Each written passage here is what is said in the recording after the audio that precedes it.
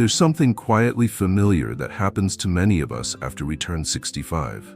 You finish lunch, the house grows quiet, and then it comes. That subtle wave of drowsiness. Your eyes feel heavy, your body slows down, and without even meaning to, you find yourself drifting off for a nap. Sometimes it's just 10 minutes.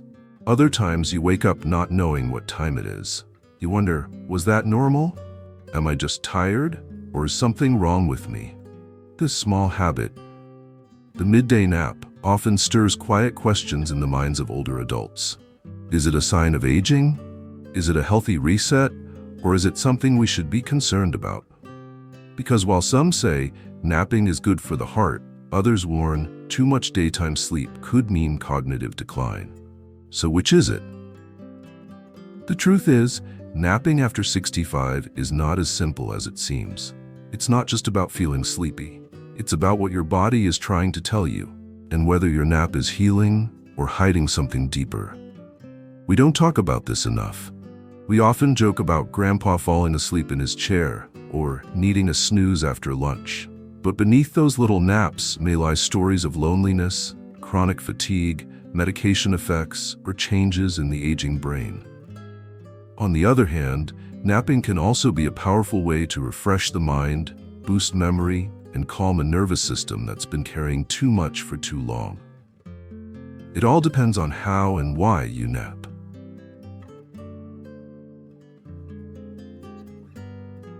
As we age, our bodies whisper to us in new ways. What used to feel effortless, staying alert, sleeping through the night, feeling sharp by afternoon, starts to shift quietly, often without warning. And one of the most noticeable changes for many after 65 is the growing pull of sleep in the middle of the day. You might be wondering, why am I suddenly sleepy at 2 p.m. when I used to power through until dinner? The answer lies in the natural transformation of our sleep-wake cycle, known as the circadian rhythm. As we grow older, our circadian rhythm becomes less robust. Melatonin, the hormone that helps us feel sleepy at night, is produced in smaller amounts. And because our nighttime sleep often becomes lighter and more fragmented with age, we don't feel as rested when we wake up in the morning. The result? Our body looks for little ways to fill in the gaps, and naps become one of them. But there's more. After 65, the architecture of sleep changes. We spend less time in the deepest, most restorative stages of sleep, and more time in lighter stages. That means we're more vulnerable to waking up from small noises, discomfort, or even thoughts. So, again, by midday, the brain wants a chance to recover. For some, napping becomes a natural response to these internal changes. And when done gently and intentionally, a short nap can give the brain the reset it's looking for. But here's the important part. Not all naps are created equal. Sometimes the desire to nap isn't coming from sleep needs at all. It could be a sign of boredom, a side effect of medications, a symptom of low mood or early cognitive changes. Other times, it's your body saying, I'm trying to rest because I'm not recovering well at night. That's why the real question isn't just, should I nap? But rather, what is my nap trying to tell me? In the next part, we'll dive into the surprising ways a well-timed nap can improve your memory, reduce stress, and even help your heart if you know how to use it the right way.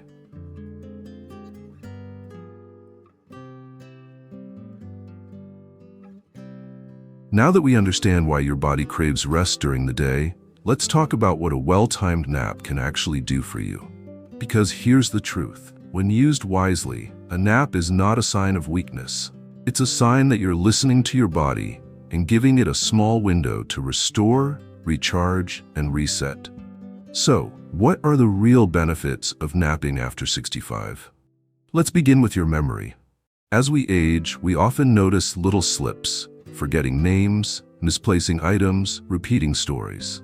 But did you know that even a 20-minute nap can help strengthen what scientists call memory consolidation?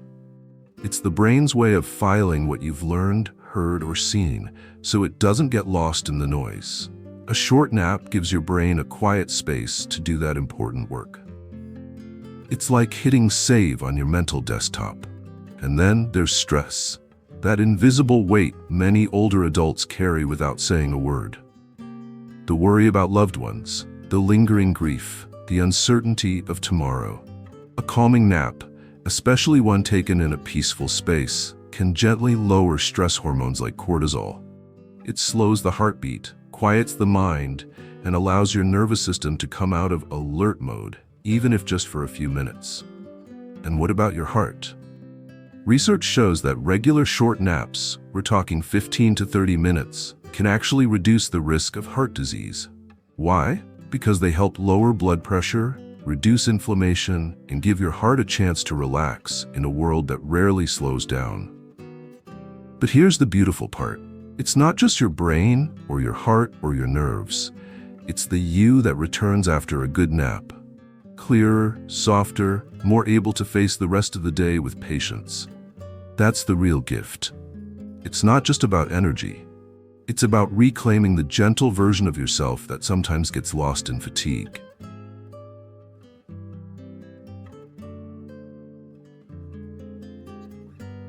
Not all naps are created equal. Some are gentle, healing pauses in the day, but others, they carry a different weight. Sometimes, a nap isn't about refreshing the body. It's about escaping something deeper, a tiredness that doesn't go away, a fog that doesn't lift, a silence that begins to worry you. So how do you know when a nap might be a sign of something more serious? Start by asking yourself, do I wake up feeling better or more confused? A healthy nap usually ends with a light feeling, like your mind has been gently cleared. But if you wake up groggy, disoriented, or emotionally off balance, your body may be telling you that something's not right. Also notice the frequency. Is your nap becoming a daily need, not just a habit? Are you falling asleep without intending to, on the couch, at the table, in mid-conversation? This kind of sleepiness, the kind that overtakes you, could be your brain trying to cope with poor nighttime sleep, or even an early sign of cognitive changes. And there's something else. When naps start to replace your nighttime sleep, that's a red flag. If you find yourself staying awake until late because you napped too long during the day, and then feeling exhausted again the next afternoon, you may be trapped in a cycle that gradually erodes your overall sleep quality. Sometimes these changes happen slowly. You tell yourself, I've just been tired lately. You brush it off. But deep down, something feels different. It's not about fearing the worst, it's about noticing. Because in older adults, excessive daytime sleepiness can be connected to sleep apnea, which often goes undiagnosed, depression, especially in those who feel isolated, medication side effects, or early changes in brain health. And the body is wise. It won't always tell you in words, but it will show you in patterns, in timing, in how you feel after rest. So if your naps are getting longer, deeper, and harder to wake from, if you're falling asleep in situations where you didn't mean to, or if your mind feels cloudy more often than clear, please don't ignore it. Talk to your doctor. Bring it up gently with someone you trust. You are not being dramatic, you are being attentive, and that matters.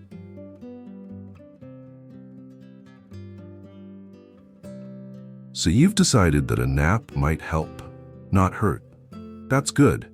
But the truth is, how you nap matters just as much as whether you nap at all. When done right, a nap can refresh the brain, restore your mood, and gently carry you through the rest of the day. When done wrong, it can leave you feeling groggy, disoriented, and wide awake at midnight. So let's talk about how to nap the right way, especially after 65, when sleep rhythms are more fragile. First, the golden rule. Keep it short. Aim for 15 to 30 minutes. That's the sweet spot. It's long enough to calm your nervous system, but not so long that you drift into deep sleep and wake up in a fog. Once you pass 40 minutes, your body may enter a deeper sleep cycle. If you're woken during that phase, you'll feel worse, not better. Second, time it wisely. Nap between 1 and 3 p.m. after lunch, but before the late afternoon. This aligns with your natural circadian rhythm, when your body naturally dips in energy. Napping too late in the day, say 5 or 6 p.m., can interfere with your ability to fall asleep at night. Third, create a gentle space. You don't need to crawl into bed and pull the covers over your head. That might trick your body into thinking it's bedtime. Instead, choose a quiet, comfortable chair. Dim the lights. Maybe play soft instrumental music or nature sounds. Let your body know this is rest, not escape. Fourth, avoid screens right before your nap. Phones, tablets, and TVs overstimulate your brain, making it harder to wind down. Give yourself at least 10 minutes of screen-free time before closing your eyes. And finally, don't force it. If you lie down and sleep doesn't come, that's okay. Sometimes just resting your body and breathing deeply is enough to calm your mind. The goal isn't to achieve sleep. It's to give your body permission to pause, without judgment, without pressure. You've earned that pause. Sometimes what starts as a gentle rest turns into the very thing that steals your energy. Not because naps are bad, but because we often nap the wrong way without realizing it. Let's look at a few of the most common mistakes older adults make when napping and how to gently avoid them. Mistake 1. Sleeping too long. It's tempting to let yourself sleep for an hour or more, especially on days when you feel drained. But long naps can backfire. They throw off your internal clock, making it harder to fall asleep at night. Worse, they can leave you waking up in what doctors call sleep inertia, that groggy, heavy-headed feeling that's hard to shake. It's not more rest, it's deeper confusion. Mistake 2. Napping too late in the day. If your nap happens after 4 p.m., it begins to overlap with your body's preparation for nighttime sleep. This confuses your brain, delays melatonin release, and can lead to restlessness at bedtime, or worse, staying up into the early morning hours. The cycle continues, tired in the day, alert at night. Mistake 3. Turning naps into escapes. Sometimes we nap not because we're sleepy, but because we're sad, lonely, overwhelmed. We use naps to numb ourselves, to pass time, to avoid what's quietly aching inside. But that kind of sleep rarely restores you, because the tiredness isn't in your body, it's in your heart. And when the heart is weary, sleep doesn't solve it. Mistake 4. Napping in poor posture. Falling asleep in a stiff chair, head tilted, or with the TV still blaring in the background may lead to physical strain, neck pain, back pain, and fragmented sleep. Rest should feel like kindness to your body, not just absence of movement. Mistake 5. Believing you shouldn't nap at all. On the flip side, some people feel guilty for napping, as if it's laziness or a sign of weakness. But after 65, your body has been through decades of work. It deserves grace. And sometimes grace looks like a 20-minute pause in a quiet room. The key isn't to avoid naps. It's to avoid harmful naps, the ones that steal more than they give. And remember this. How you feel after a nap tells you everything. If you rise lighter, calmer, clearer, you're doing it right. In our final part, we'll talk about what waking from a good nap should feel like, and how to create a daily rhythm that restores you instead of draining you.